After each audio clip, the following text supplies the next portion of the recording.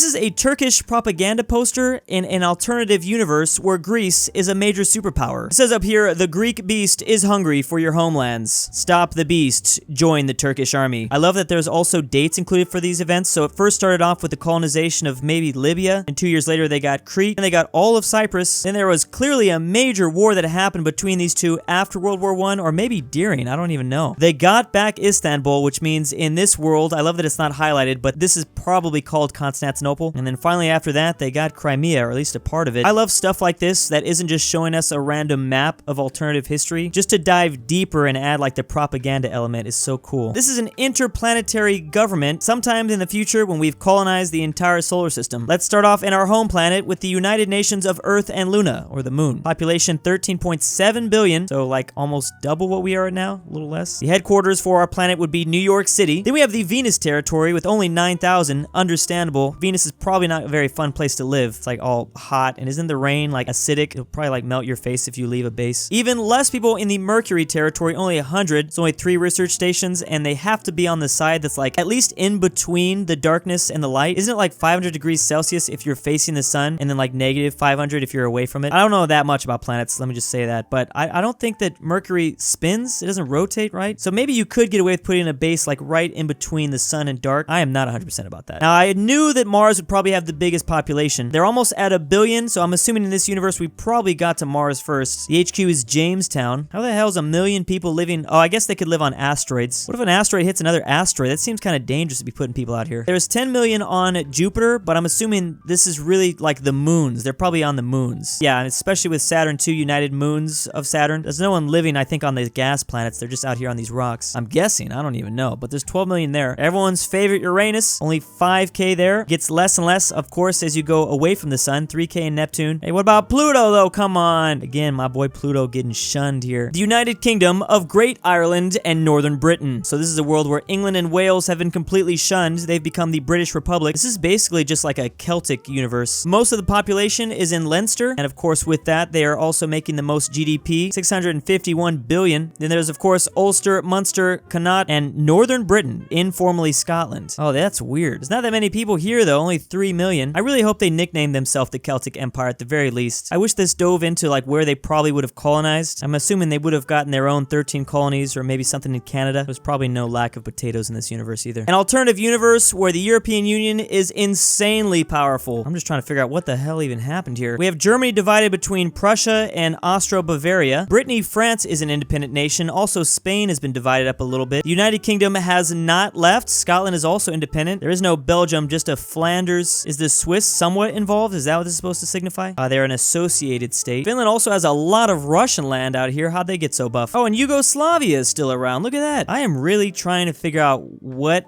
happened here. Like, did the communist revolution fail in Russia and then these states break up, or was there like a USSR for a little bit and then we invaded and destroyed them? Ireland's also united. That's another small detail. Population would be about 500 million. Of course, currency still euro. There's 30 official languages. The largest city would be Paris, but the capital would still be Brussels. Yeah, this is definitely a pretty terrifying EU, I will admit that. An imaginary election where Jimmy Carter beats Ronald Reagan. The year is 1980. Ronald Reagan is the Republican candidate and he has not been president yet. Jimmy Carter is the incumbent. So in this world, he just barely squeezes by with a 50.5% victory. He wins by about 2 million votes, and the electoral vote was 283 to 255. It was all the East Coast states that carried him. I'm also now just realizing a lot of the states 40 years ago had a lot more electoral power. So New York was a really big one, 41. California was still #1, but it was close. You could really carry the presidency if you just win the East Coast like this. Everything east of the Mississippi and you're good to go. And they didn't even, how is this, look how many states he still lost though. Theoretically, he still would have won the Electoral College and the popular vote, even though this map looks really red. I think the big thing here is that Texas and Florida do not have the same amount of power as they do in 2021. Pretty much everything in this area is just like way stronger. This is what the Star Wars universe might have looked like after Return of the Jedi. So Darth Vader and Emperor Palpatine are long gone, but the rebels have fractured a little bit. General Luke Skywalker obviously has most of the control, but then he has to watch out for the New Order. We learned about that that in the sequels, right? Then whatever the hell these things are, I don't even know what that is. Luke is not the king in this. He's more of just like a symbolic figure. I guess like Queen Elizabeth. He's just kind of there. But they are an elective monarchy. Of course, the imperial throne is on Tatooine. Is that a smart idea? A giant desert planet? That's like the equivalent of putting Earth's capital in Australia. What is this Knights of Vader thing? That sounds pretty cool. I would assume they would probably have to deal with a lot of like imperial sympathizers. They have to crush a lot of rebellions going on that still want like Vader to come back. Now that sounds like a good sequel trilogy. Maybe Luke has become old and corrupt. He has to find his younger self again. What if New England was much bigger? Now New England is traditionally like Massachusetts, Vermont, New Hampshire, Maine. But in this world, we're going to take a big chunk out of Canada. We've taken a little bit of French-speaking East Quebec, New Yorkshire, New Brunswick, Nova Scotia. Basically, if New England somehow became independent somewhere in like the 1800s, this is probably what they would have done. At least they would have tried to do. I don't know if Britain would have allowed their Canadian colony to just lose all this stuff. Would this fit in that well? Like, there's a lot of different cultures over here. I feel like this would be kind of rough to maintain. Mainly just the French stuff. Earth 100 years from now. And there's clearly a lot of very strange alliances going on. Let's start with this sphere of influence that China has now over Mongolia, all of Southeast Asia. They even have a little bit of power over Thailand and this part of Indonesia, which actually Indonesia doesn't even exist. They've completely broken up into their own independent islands. Also, Russia's been having some problems. They might have gotten back Kazakhstan, but they've lost a lot of stuff too. They also have Belarus for some reason. Then there's this weird like Central/Eastern European alliance. Germany is the head of that. They hold control over the Baltics and the Balkans and even the Nordic lands. The United Kingdom is rebuilding their empire with their influence over Canada, Australia, and New Zealand. They even are getting some of these islands in the Pacific, even the Philippines. There's actually a war raging for influence over Japan and Korea. Korea is actually also united. That's a nice touch. So these guys are still deciding if they're gonna go with China or the British. This reminds me so much of the Paradox game Victoria 2. The whole like sphere of influence is such a big mechanic. India, of course, is a global power, so they also are kind of pushing people around. Pakistan's not even a country. It's been divided up. India still has a lot of work to do, though. They're gonna compete against China. Quebec is also somewhat independent, but people are still fighting for their alliances. And the United States has just lost a lot of power. They somehow got influence over communist Cuba, though, and then they're battling with Brazil over influence in Latin America. Brazil has about half, but they also have Mexico on their side. Finally, Africa's intending to not basically be imperialized again. There is an East African Federation. They have a couple of homies, but of course, the Europeans are back once again. We've got French taking old French countries, and the United Kingdom going after South Africa again, which is not South Africa anymore. Persia and Turkey are also big players down here, too. Who the hell's side is Antarctica on? They're just black. It makes them look really powerful and scary. We literally cannot do an imaginary map video without seeing the Second American Civil War. This is gonna break out in 2032, but this time the South is gonna look really different. The thing I love about this most is they're not just painting entire states either blue or red. There would obviously be like huge wars being waged in some of these places. Like Texas would not be all red. There'd be a lot of blue, yep, especially in Austin. I feel like Arizona would be a little bit more divided. Also, why is California purple? Is that purple I'm seeing for some reason? Are they kind of trying to be neutral with it? So the red would have to crush a lot of rebellions inside of it. There's a little Battle of Miami, Battle of New Orleans. These actually might not be rebellions. These just might be where wars are fighting. It's not just the South that's divided. The East Coast is having some issues too, though. A lot of upstate New York, slightly red up here. Of course, there's Pennsylvania, Ohio, Michigan is going to be crazy. Oh, they're definitely losing the up. That Upper Peninsula is gone, boy. This looks a little bit rough for the red team, but it also just looks really bloody in general. I like all these blue dots in these states, probably from like the bigger cities. Short of like the Great Depression 2.0 or whatever other economic crisis, I just don't see this happening. Oh yeah, it's thick Netherlands. If the Netherlands were to ever gain all this territory, they better call themselves the Thick Dutch. The Thick Dutch boys. The Thick Netherlands, one of those. The Thick Seaweed people. I don't know, just one of those. And honestly, this seems achievable. I mean, they're not taking that much stuff. A little bit on the edges, not too bad. Let's get it going, boys. Thinking of studying in Sweden? Despite its somewhat small population, only around 16 million people, Sweden is a global leader in research and higher education. Oh man, I wonder how my Norwegian buddies are feeling about this one. Sweden is also a great country for English speakers to study in. Again, what a creative way to like show off your imaginary map, like a random Swedish university ad as we just casually look at like the conquest of Norway. Maybe they just kept Norway in this scenario. I'm sure they didn't conquer it, maybe. They had it for a little bit there. Now look at all these universities. They got a bunch to attend to. A world where Richard Nixon wins in Vietnam and then eliminates term limits. So he never got caught for the whole Watergate thing. He's going up against Jimmy Carter in 1976, and he's very popular since, again, he won in Nam. Or is he doing fishy things on the side? Maybe. This is a landslide victory. He goes up against Walter Mondale in 1980. Once again, pretty massive victory, but not quite as big of a landslide. I love that he's continuing to to get older in this one. It's 1984. He's going up against Michael Dukakis and whoever this guy is. Oh, he's legitimately a communist. Oh, and his running mate.